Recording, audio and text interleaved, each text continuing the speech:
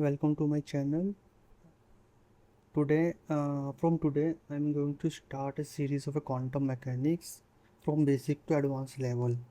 Okay, we will focus on concepts, mathematical derivations, and a large number of solved problems. तो देखिए इस series में मैं सब कुछ कवर करवाऊँगा। एक पूरी सीरीज़ होने वाली है from basic to advance level. ठीक है, तो जैसे मैंने आपको बताया, this series will cover basic to advance quantum mechanics. Okay, and ये किस किस के लिए बेनिफिशियल है? ये बेनिफिशियल है बीएससी एंड एमएससी स्टूडेंट्स के लिए। अब देखिए, बीएससी एंड एमएससी के लिए कैसे होगा? इसके अंदर दो पार्ट्स होंगे, तो बेसिक लेवल और एक एडवांस लेवल। दोनों सेम ही प्लेलिस्ट के अंदर होंगे। जितना बीएससी के लिए बेनिफिशियल है वो स्टार्टिंग में आ जाएगा, जब एडवांस स्टार्ट होगा वो एमएससी के लिए होगा। ओके, कौन कौन से एग्ज़ाम्स इसमें कवर हो जाएंगे? इसमें होंगे university exams and competitive exam. University exams तो होंगे ही, और कॉम्पिटिटिव एग्ज़ाम्स होंगे जैसे कि आईआईटी जैम हो गया और गेट हो गया। Okay, this series will cover basic to advance problem. अब देखिए, इसके अंदर मैं बहुत सारे क्वेश्चंस कराऊंगा। कॉन्सेप्ट्स तो मैं कराऊंगा ही कराऊंगा, बट मैं इसके अंदर बहुत सारे प्रॉब्लम्स आपको कराऊंगा। बहुत अच्छे अच्छे प्रॉब्लम्स हैं मेरे पास जितनी भी सारी अच्छी अच्छी प्रॉब्लम्स है वो मैं इस सीरीज़ के अंदर कवर कराऊंगा। जैसे ही मेरा एक टॉपिक कंप्लीट होगा, उस टॉपिक से रिलेटेड मैं जितने भी अच्छे अच्छे प्रॉब्लम्स हैं वो मैं कवर कराऊंगा, चाहे वो स्टैंडर्ड बुक से हो या प्रीवियस ईयर क्वेश्चंस हो, जैसे आईआईटी जैम हो गया या कोई सा भी कॉम्पिटिटिव एग्ज़ाम हो गया। ठीक है, रिकमेंडेड बुक्स, आप किस किस बुक से क्वांटम मैकेनिक्स पढ़ सकते हैं?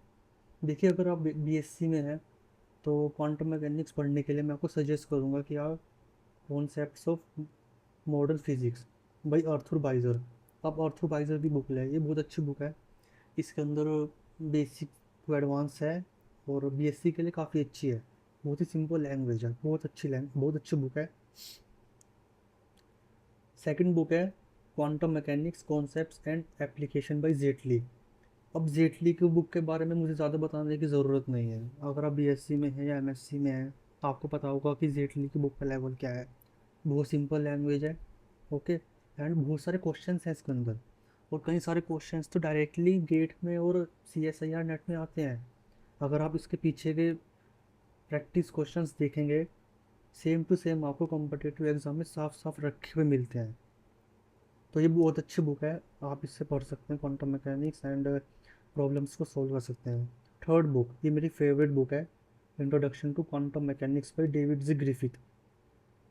ये बहुत अच्छी बुक है, मेरी फेवरेट है। इसके अंदर इतने अच्छे अच्छे हाई लेवल के क्वेश्चंस हैं। अगर आप एमएससी में हैं, अगर आप बीएससी में हैं तो इसको स्किप करेंगे, आपके लिए इतनी अच्छी नहीं है क्योंकि इसमें थोड़ा एडवांस लेवल है। अगर आप एमएससी में हैं और अच्छे एग्ज़ाम की तैयारी कर रहे हैं, तभी आपके लिए बहुत बहुत अच्छी बुक है।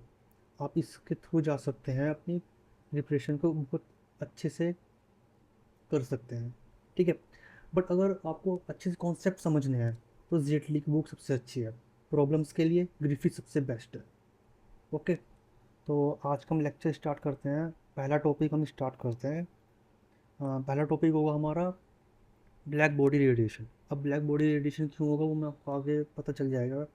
फिलहाल हम बात करते हैं डेवलपमेंट ऑफ क्वांटम मैकेनिक्स, कि क्वांटम मैकेनिक्स का डेवलपमेंट कैसे हुआ।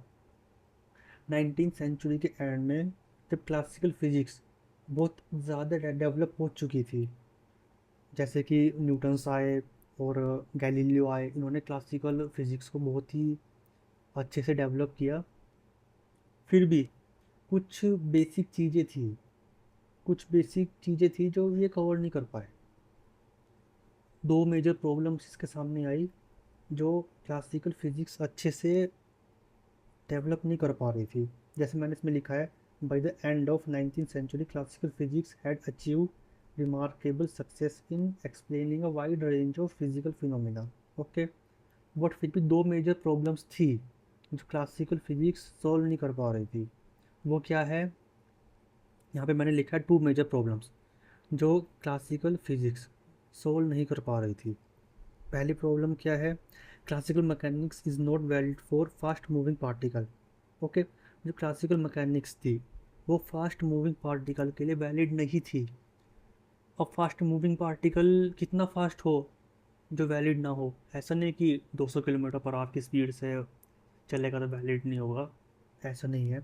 उसका एक क्राइटेरिया था कि जो वेलोसिटी ऑफ पार्टिकल है वो नियरली इक्वल है स्पीड ऑफ लाइट के।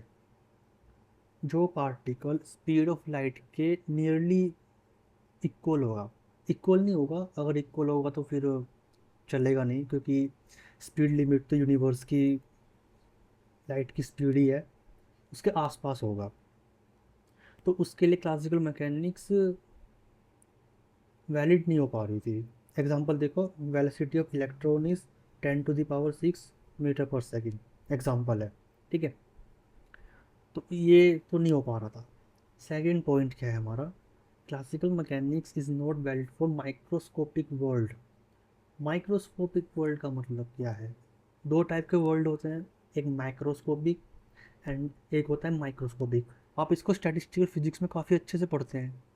फिलहाल हमको क्वांटम मैकेनिक्स के पर्पज से पढ़ना है, तो इतना समझ लीजिए 10⁻⁻10 मीटर, यानी कि 1 एंगस्ट्रॉम जितना साइज़ होगा अगर, तो क्लासिकल मैकेनिक्स उसके लिए वैलिड नहीं होगी।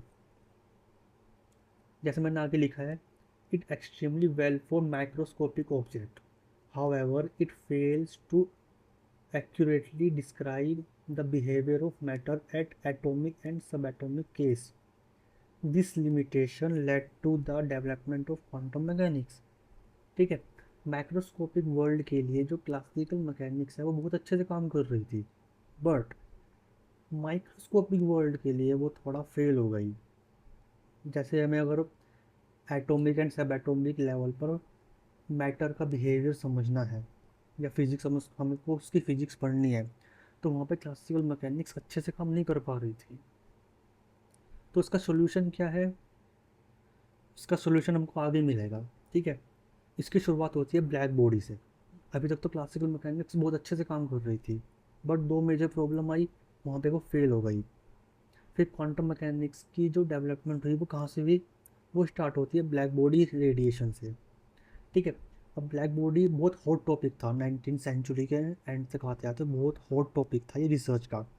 जिस तरीके से आज कंडेंस मैटर फिजिक्स हो गया, सुपर कंडक्टर्स हो गया, नैनो नैनो मटेरियल्स हो गया, ये सारे जो हॉट टॉपिक्स हैं वो आज के हैं, ओके।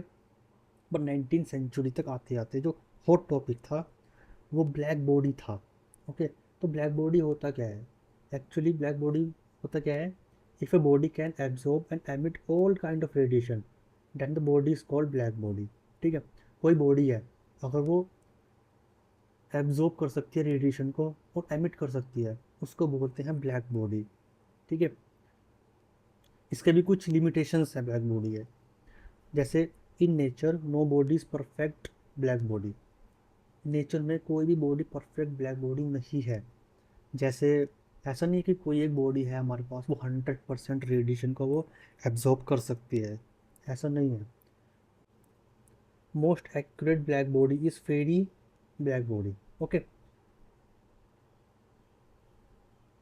सबसे ज़्यादा एक्यूरेट ब्लैक बॉडी है वो फेरी ब्लैक बॉडी है, जो कि 96% रेडिएशन को एब्जॉर्ब करती है। मैंने आपसे पहले कहा कि जो कोई भी ब्लैक बॉडी 100% रेडिएशन को एब्जॉर्ब नहीं कर सकती। तो एक साइंटिस्ट थे फेरी, उन्होंने अपने ब्लैक बॉडी को बनाया, उन्होंने उसको देखा कि वो 96% ऑफ रेडिएशन को एब्जॉर्ब करती है। तो वो बॉडी कैसी थी उसके बारे में आगे पढ़ेंगे। नेक्स्ट है ब्लैक बॉडी रेडिएशन। अब जब वो ब्लैक बॉडी रेडिएशन को एब्जॉर्ब करेगी, ओके, फिर जब हम उसका टेम्परेचर बढ़ाएंगे तो वो उस एब्जॉर्ब किए गए रेडिएशन को इलेक्ट्रोमैग्नेटिक रेडिएशन की फॉर्म में वो उसको एमिट कर देगी, ठीक है। उसी को बोलते हैं ब्लैक बॉडी रेडिएशन, ठीक है। जैसे मैंने लिखा है, radiation emitted by black body is called black body radiation, okay. यहाँ मैंने इसका डायग्राम बनाया है ब्लैक बॉडी का, फेरी ब्लैक बॉडी का।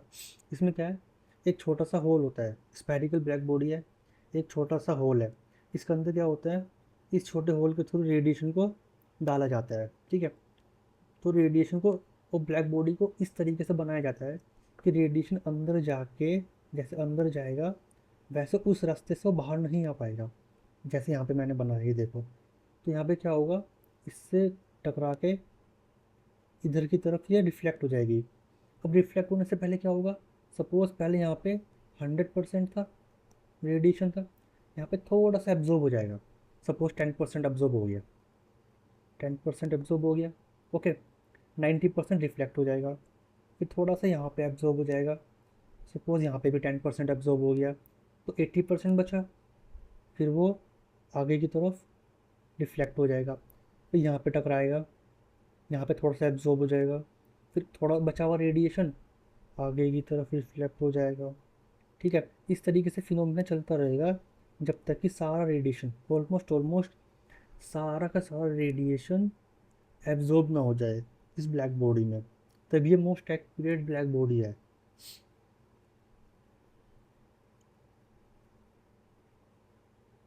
ठीक है, इसके बारे में देखो मैंने लिखा हुआ है, a practical black body can be approximated by a hollow cavity with a very small hole. ठीक है, इट अंडरगोज मल्टीपल रिफ्लेक्शन, जैसे मैंने आपको अभी बताया है, उसके अंदर मल्टीपल रिफ्लेक्शन होते हैं inside the cavity. Okay, at every reflection the wall absorb a small part of radiation. Her reflection के साथ क्या होगा, जो वॉल होती है, जो दीवार होती है इसके ब्लैक बॉडी की, वो थोड़ा सा रेडिएशन एब्जॉर्ब कर लेती है, बाकी के रेडिएशन को ये रिफ्लेक्ट कर देती है। ओके, आफ्टर मैनी रिफ्लेक्शन, बहुत सारे रिफ्लेक्शन के बाद, almost all the radiation is absorb, almost almost सारा रेडिएशन जो है वो एब्जॉर्ब हो जाता है। Okay, that's why cavity behaves like black body. एक कैविटी होती है इसकी, वो ब्लैक बॉडी की तरह बिहेव करती है। ओके, अब एब्जॉर्ब तो हो गया, अब एमिट एमिट कैसे होगा, एमिट कैसे होगा, when the cavity is heated the wall emits EM radiation. EM मतलब इलेक्ट्रोमैग्नेटिक, ठीक है, कंफ्यूज मत होना, मैंने शॉर्ट फॉर्म में लिखा है। This emitted radiation is called black body radiation. जो ये एमिटेड रेडिएशन होगा, इसी रेडिएशन को हम कहेंगे ब्लैक बॉडी रेडिएशन। ठीक है, और जिसका स्पेक्ट्रम होगा वो टेम्परेचर पर डिपेंड करेगा। ठीक है, इस पर डिपेंड करेगा टेम्परेचर पे। तो ब्लैक बॉडी क्या है, जो ये छोटा सा होल है इसी को ही बोला जाएगा ब्लैक बॉडी। ठीक है, आगे चलते हैं। ठीक है, जब इस पर एक्सपेरिमेंट किए गए, स्टडी ऑफ ब्लैक बॉडी की हम बात करते हैं। ठीक है, जब इस पे जो एक्सपेरिमेंट किए गए, मल्टीपल एक्सपेरिमेंट करने के बाद जो साइंटिस्ट हैं उनको एक कर्व मिलता है। ठीक है, एक्सपेरिमेंटल कर्व उनको ये मिलता है जो मैंने इस फिगर में दिखाया है आपको। ठीक है, एक्सपेरिमेंटल कर्व हमको डिफरेंट डिफरेंट टेम्परेचर पे different different peaks and curves हमको मिलते हैं। ठीक है, इसमें देखो एक्स एक्सिस पे क्या है, फ्रिक्वेंसी, यहाँ पे क्या है, फ्रिक्वेंसी। ठीक है, और वाई पे क्या है, spectral energy density. Y axis पे क्या है, स्पेक्ट्रल एनर्जी डेंसिटी। ठीक है, तो जब डिफरेंट डिफरेंट कर्व्स हमको मिलते हैं वो किस पर डिपेंड करते हैं, फ्रिक्वेंसी पर डिपेंड करते हैं, टेम्परेचर पर डिपेंड करते हैं। ठीक है, तो जैसे ही इसके ऊपर और ज़्यादा रिसर्च हुआ और ज़्यादा इसके बारे में स्टडी किया गया, तो साइंटिस्टों को मिला ये कर्व उनको मिलता है। ठीक है, तो कुछ ऑब्जर्वेशंस की गई। सो पहली ऑब्जर्वेशन क्या है, इफेक्ट ऑफ टेम्परेचर, कि टेम्परेचर का क्या इफेक्ट है ब्लैक बॉडी रेडिएशन पर। ठीक है, जैसे as temperature increases the height of the curve increase. जैसे जैसे टेम्परेचर बढ़ता है, जो कर्व है उसकी हाइट बढ़ती जाती है। जैसे 2000 केल्विन पर ये कर्व हमको मिलता है। ठीक है, 3000 केल्विन पर हमको ये कर्व मिलता है और इसकी हाइट बढ़ गई है। देखो 2000 पे इतनी हाइट थी, 3000 पे इतनी हाइट हो गई, 4000 पे इतनी ज़्यादा हाइट हो गई, और 5000 केल्विन पर सबसे ज़्यादा हाइट है। इसका मतलब साफ है, जैसे जैसे टेम्परेचर को हम बढ़ाएंगे वैसे वैसे जो कर्व की हाइट है वो इंक्रीज़ होगी। इससे क्या रिजल्ट मिलता है, हॉटर बॉडी एमिट्स मोर रेडिएशन। बॉडी जितनी ज़्यादा हॉट होगी वो उतना ज़्यादा ही रेडिएशन को वो एमिट करेगी। ओके, सेकेंड ऑब्जर्वेशन क्या है, शिफ्ट ऑफ पीक। अब शिफ्ट ऑफ पीक क्या है, each curve has maximum peak. Her curve की अपनी मैक्सिमम पीक है, जैसा आप इसको देख सकते हैं, मैक्सिमम पीक है। Okay, with increasing of temperature the peak shift towards higher frequency. जैसे जैसे टेम्परेचर बढ़ता है वैसे वैसे जो पीक है वो हायर फ्रीक्वेंसी की तरफ चली जाती है। कैसे, इसको भी समझ लेते हैं थोड़ा सा। जैसे 2000 केल्विन है यहाँ पे, ठीक है। यहाँ पे कितना है, यहाँ पे पीक यहाँ पे है, ओके। अब टेम्परेचर बढ़ गया, अब आ गए 3000 केल्विन, ठीक है। तो पीक राइट की तरफ शिफ्ट हो गई, ठीक है। जैसा आप देख सकते हैं पीक जो है वो राइट की तरफ शिफ्ट हो गई। 4000 केल्विन में और ज़्यादा राइट की तरफ शिफ्ट हो गई, जैसे आप देख सकते हैं, ओके। और 5000 में, 5000 केल्विन में भी जो पीक है वो राइट की तरफ शिफ्ट हो गई। जैसे हम ग्राफ को देखते हैं, यहाँ पे फ्रीक्वेंसी है, फ्रीक्वेंसी जैसे जैसे आगे बढ़ रही है, 0 1 2 3 4, ठीक है। फ्रीक्वेंसी राइट की तरफ जाते जाते क्या हो रहा है, फ्रीक्वेंसी है बढ़ रही है, ओके। जैसे जैसे और जैसे जैसे टेम्परेचर बढ़ रहा है, पीक जो है वो राइट की तरफ शिफ्ट हो रही है। पहले पीक यहाँ पे थी, टेम्परेचर बढ़ा, फिर पीक थोड़ा सा शिफ्ट हो गई, जैसा कि आप देख सकते हैं। और जब टेम्परेचर और बढ़ाया गया 4000 केल्विन पे, इसका रिजल्ट देखा गया, तो पीक है वो फिर से राइट की तरफ शिफ्ट हो गई, ओके। और जैसे टेम्परेचर और बढ़ाया गया, पीक क्या हुआ, और ज़्यादा शिफ्ट हो गई। क्या हुआ, और ज़्यादा वो शिफ्ट हो गई, ठीक है। तो इसका मतलब साफ है, जैसे जैसे टेम्परेचर बढ़ाएंगे पीक जो है वो राइट की तरफ शिफ्ट हो जाएगी। आगे चलते हैं।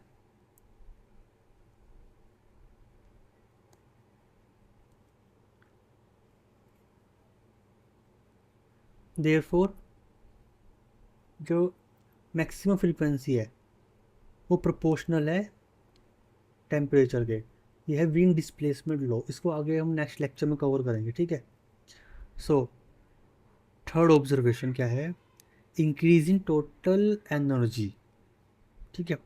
सो इसमें क्या होता है, the area under the curve increases with temperature, ठीक है। जो एरिया अंडर द कर्व है वो टेम्परेचर के साथ इंक्रीज होता है। कैसे, जैसे हम पिछला कर्व अभी देखते हैं, ठीक है। इसके अंदर जैसे अभी T is equal to 2000 kelvin का हम कर्व देखते हैं, तो इसमें क्या होता है कि इसका एरिया कितना है, ये इसका एरिया है, आप जैसे देख सकते हैं, ठीक है। जैसे ही टेम्परेचर बढ़ता है, जैसे ही टेम्परेचर बढ़ता है एरिया अंडर द कर्व बढ़ जाता है। देखिए इसका कितना ज़्यादा एरिया बढ़ चुका है इसका, ठीक है। चलो अब और टेम्परेचर बढ़ाते हैं। जैसे हमने और टेम्परेचर को बढ़ाया, जैसे हमने और ज़्यादा टेम्परेचर बढ़ाया, एरिया अंडर द कर्व क्या हुआ, इंक्रीज़ हो गया। देखिए देखिए कितना ज़्यादा है, एरिया अंडर द कर्व क्या होगा, इंक्रीज़ हो गया। देखो ये कितना ज़्यादा है, ठीक है। आप समझ पा रहे हैं, ठीक है, कितना ज़्यादा हो गया, ये देखिए आप देख सकते हैं। चलो अब और ज़्यादा बढ़ाते हैं टेम्परेचर, ठीक है। सपोज़ हमने और ज़्यादा टेम्परेचर को बढ़ाया, ठीक है। T इजिकल टू 5000 केल्विन पे देखो कितना ज़्यादा एरिया ये कवर कर रहा है। इसका मतलब साफ है, जितना हम टेम्परेचर बढ़ाएंगे, जितना हम टेम्परेचर बढ़ाएंगे एरिया अंडर द कर्व उतना ज़्यादा बढ़ेगा। I hope you understand this, okay. ये कर्व बहुत ज़्यादा इंपॉर्टेंट है, इसके ऊपर क्वेश्चंस तो आते आते हैं आपके यूनिवर्सिटी एग्ज़ाम में, कोई सा भी एग्ज़ाम हो। तो इससे क्या आउटकम निकलता है, the total energy emitted by the black body increases. इससे रिजल्ट निकलता है जो टोटल एनर्जी है ब्लैक बॉडी की वो क्या होती है, इंक्रीज़ होती है। इसका मतलब जैसे जैसे टेम्परेचर बढ़ता है वैसे वैसे ब्लैक बॉडी की जो एनर्जी होती है वो बढ़ती है, ओके। जो ये तीन मोस्ट इम्पोर्टेंट ऑब्जर्वेशंस थी इस कर्व की, ये हमारा एक्सपेरिमेंटल कर्व था, ओके। अब हम देखते हैं जो क्लासिकल फिजिक्स है वो इस कर्व को एक्सप्लेन करने में क्यों फेल हो गई, ठीक है। सो क्लासिकल फिजिक्स प्रॉब्लम हम देखते हैं इसमें, ठीक है। क्लासिकल फिजिक्स प्रॉब्लम हम देखते हैं। Experimental black body spectrum was well known, ठीक है। जो हमें एक्सपेरिमेंटल कर्व मिलता है ब्लैक बॉडी का, हमको पता चल गया था कि ऐसा होता है, जो फिगर में मैंने दिखाया है, ठीक है, ऐसा होता है। But however classical physics could not explain the complete spectrum, जो क्लासिकल फिजिक्स थी वो फेल हो गई थी इसको एक्सप्लेन करने में। दो साइंटिस्ट आए थे, एक वीन थे और एक रीले, शायद प्रोनाउंसिएशन थोड़ा गलत हो सकता है, उनका नाम रीले था शायद। उन्होंने क्या किया, इस ब्लैक बॉडी को क्लासिकली ट्रीट किया था, एक्चुअली करना था क्वांटम मैकेनिकली। यहीं से क्वांटम मैकेनिक्स की स्टार्ट होएगी आगे जाके, आप देखेंगे। दो साइंटिस्ट थे, रीले एंड वीन। इन दोनों ने इसके ऊपर काफ़ी एक्सपेरिमेंट किए, मैथमेटिकली प्रूव करने की कोशिश की। उन्होंने अपने अपने ऑब्जर्वेशंस किए, अपने अपने कर्व्स दिए, लेकिन वो उसको एक्सप्लेन नहीं कर पाए। आगे जाके यहीं से क्वांटम मैकेनिक्स की स्टार्ट होने वाला था, क्वांटम मैकेनिक्स। ओके, तो वो देखेंगे हम नेक्स्ट लेक्चर में कैसे होगा। ठीक है। This failure led to the basic black body radiation problem and later to the development of quantum mechanics. जैसे मैंने अभी अभी आपको बताया, जैसे रीले थे और वीन थे, वो क्लासिकली इसको ट्रीट कर रहे थे, तो वो इतना कामयाब नहीं हो पाए, क्योंकि क्लासिकल फिजिक्स यहाँ पे फेल हो रही थी। वो कुछ गलतियाँ कर रहे थे, क्लासिकली ट्रीट कर रहे थे उसको में। आगे जाके पता चलेगा आपको, जैसे हम आगे लेक्चर्स में बढ़ेंगे, आगे जाके आपको पता चलेगा कि उन्होंने क्या गलतियाँ की थी और उनका जो ये ऑब्जर्वेशंस थी वो क्यों फेल हुई थी। ओके, तो नेक्स्ट लेक्चर में हम कवर करेंगे वीन्स लॉ एंड रीले लो, और ये देखेंगे कि उन्होंने किस तरीके से इसको ऑब्जर्व किया, किस तरीके से उन्होंने इसको स्टडी किया, और वो कहाँ पे फेल हो गए थे, लेकिन वो कहाँ पे उनको सक्सेस मिली थी। उनको ऐसा नहीं है कि उनको फेल हो गए थे, उनको सक्सेस भी मिली थी, लेकिन उनको कितनी सक्सेस मिली थी वो, और कितना फेल हुए थे, वो हम नेक्स्ट लेक्चर में देखेंगे। तो thank you everyone for watching this lecture. I hope आपको चीज़ें समझ में आई होंगी। मैं जो ये नोट्स हैं, ये आपके नोट्स आपके काम आएंगे, आपके यूनिवर्सिटी एग्जाम्स में आपके काम आएंगे। तो इस नोट्स को मैं अपलोड कर दूंगा, आप चाहे तो आप डाउनलोड कर सकते हैं। ओके, और आपको अगर कोई प्रॉब्लम है, अगर आप ये लेक्चर देखेंगे और आपको फर्दर कोई टॉपिक चाहिए जो क्वांटम मैकेनिक्स सीरीज़ में ऐड करना है, वो मैं ऐड कर दूंगा। वैसे मेरी पूरी सीरीज़ चलेगी है basic to advance. Next lecture में मैं Wien's displacement law and Rayleigh law को मैं एक्सप्लेन करूँगा, और उससे आगे प्लांक्स लॉ हैं और फोटो इलेक्ट्रिक इफेक्ट है। काफ़ी लंबी सीरीज़ है, basic to advance quantum mechanics में इसको लेके जाऊँगा। ठीक है। सो अगर आपको कोई डाउट है तो आप कमेंट सेक्शन में आप पूछ सकते हैं। सो थैंक यू एवरीवन, मिलते हैं नेक्स्ट वीडियो में।